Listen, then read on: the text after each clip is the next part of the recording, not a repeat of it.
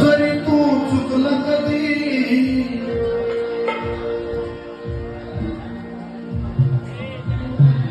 जरी तू चुकला कधी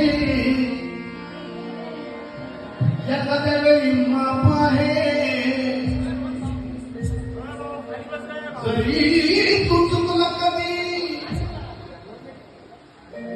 लय जर आठवीत गेलं तर तिथं माझा झोप आहे आणि जरी तू चुकला कधी तर तुला माफ आहे त्याचं काय अरे तिथं तुझा बाप